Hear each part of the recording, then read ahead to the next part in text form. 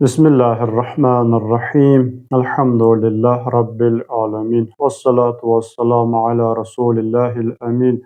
Muhammed sallallahu aleyhi ve alihi ve sellem ve ala ali beytihi tayyibin tahirin el ma'asumin aleyhimusselam ve la'netu daim ala a'daihim ecmain minel an ila qiyavmi yevmiddin. Quranla bağlı, Quran elmləri ilə bağlı əhəmiyyətli mövzulardan da biri Quranı üzündən oxumağın savabı və fəziləti haqqındadır. İnşallah istərdim bugün bu haqda danışım.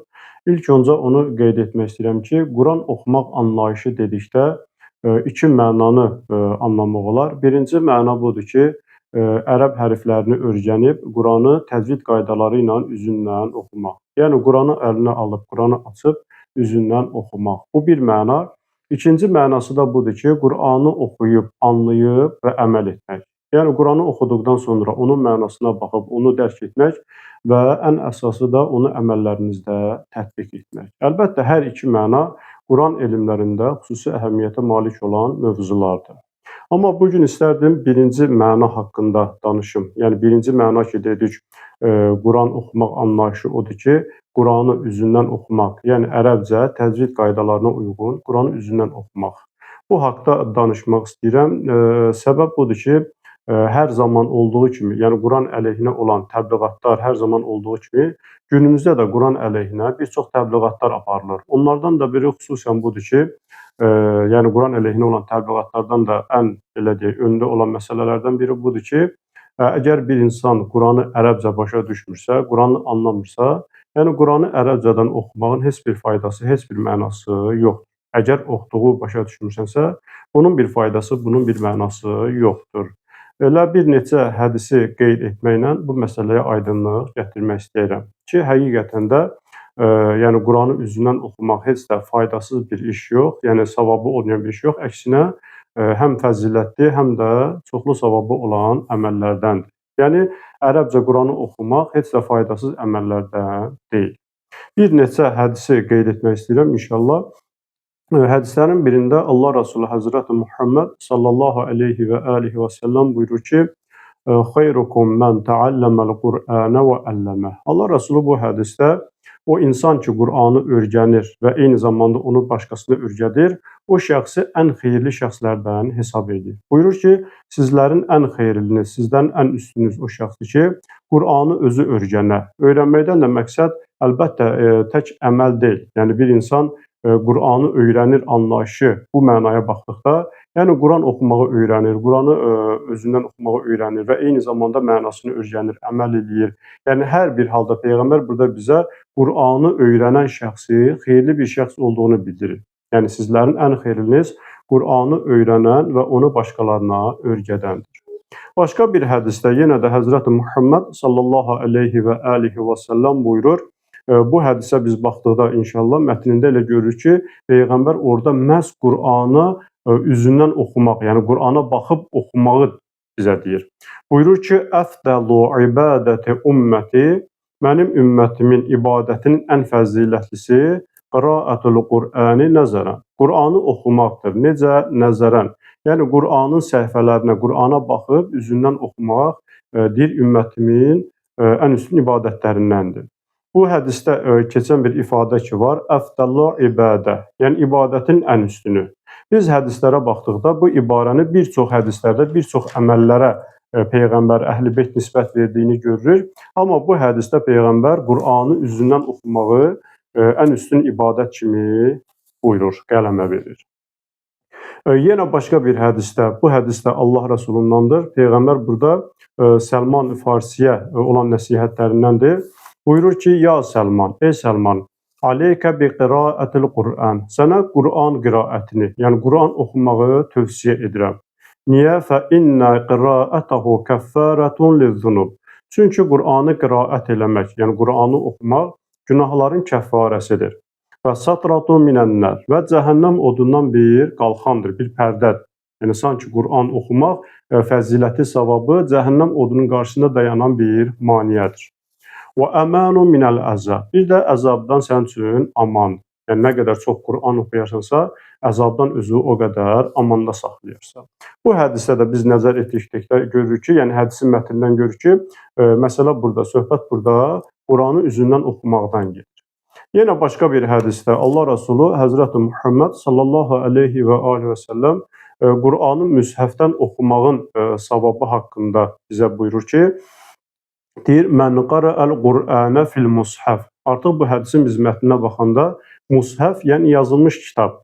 Peyğəmbər buyurur ki, hər kim Qur'anı mushafdən, yəni kitabdan, üzündən oxusa, kutibəllahu əlfən həsənətin. Ona 2000 savab yazılar. Yəni bir insan əgər Quranı açıb üzündən oxuyursa, ona 2000 savab yazılar. Və mən qara'ahu fi qeyril mushaf. Birdən bir insan Quranı oxuyar mushafdan yox. Məsələn, əzbərləyib yaddadır, yaddaşında var, hifzdən. Yəni əzbərən Quranı oxuyur.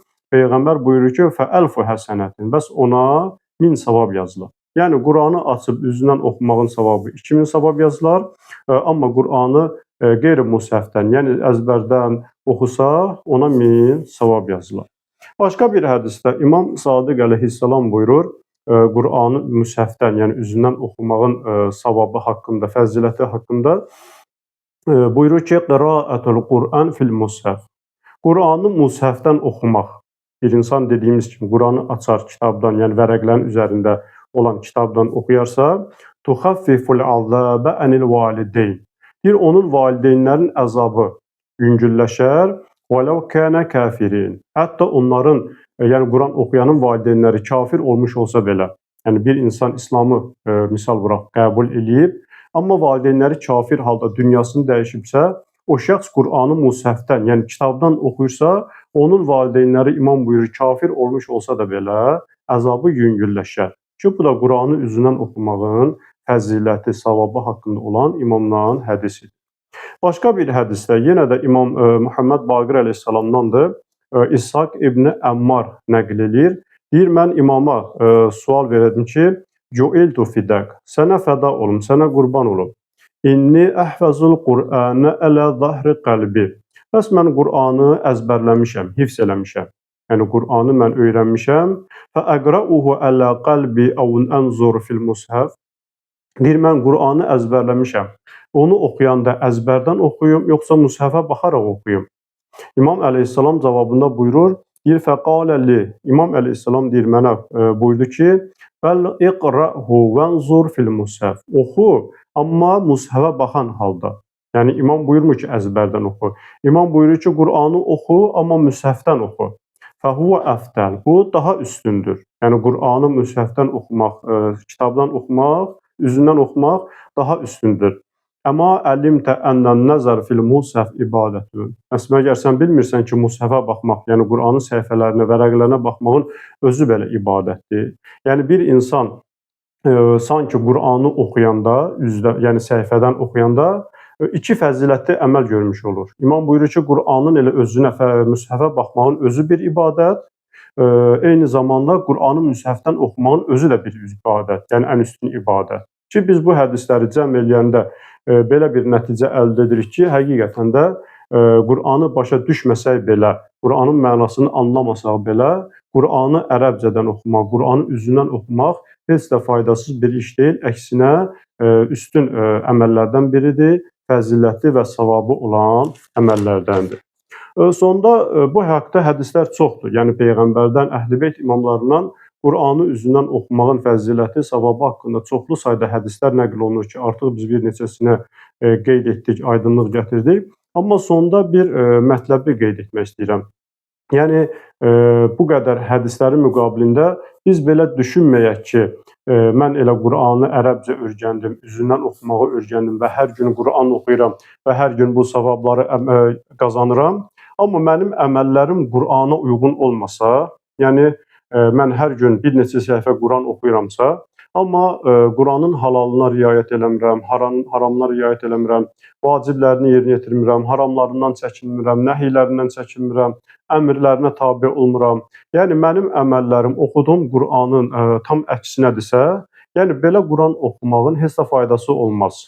ki, əvvəldəki Qur'anı oxumaq haqqında biz iki məna dedik. Biri üzündən oxumaq, bir də oxuyub, dərk edib əməl etmək. Əgər biz istəyiriksə həqiqi Qur'an oxumaq anlayışı, yəni bunu özümüzdə cəm eləyək və həqiqi Qur'an oxuyan olmaq istəyiriksə, yəni tək zahiri oxumaqla kifayətlənməməliyik ki, biz zahirdə oxuyuruq, ərəbcə oxuyuruq və bu savabları, fəzilətləri əməl edirik. Qur'anın içində olanlara əməl etməsək belə, yəni bu cür Qur'an oxumağın heç bir faydası olmaz. Amma biz oxuduğumuz Qur'anı həm anlasaq, həm ona əməl etsək, həqiqi Qur'an oxumaq anlayışını özümüzdə cəm etmiş olarıq. Həm zahiri oxumaqda olan fəziləti əldə etmiş olarıq, həm də ki, Qur'anın halal-haramına riayət etməklə Qur'anın batininə əməl etmiş olarıq. Allah bizi həqiqi Qur'an oxuyanlardan qərar versin. Vəssalamu aleykum və rəhmətullahi və bərəkətuh.